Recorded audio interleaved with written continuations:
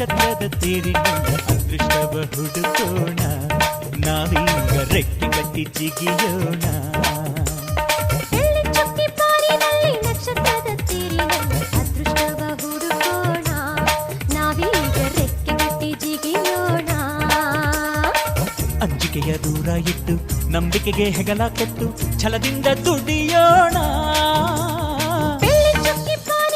ನಕ್ಷತ್ರದ ತೇರಿನಲ್ಲಿ ಅದೃಷ್ಟವ ಹುಡುಕೋಣ, ನಾವೀಗ ರೆಕ್ಕೆ ಕಟ್ಟಿ ಜಿಗಿಯೋಣ. ಬೆಳ್ಳಿ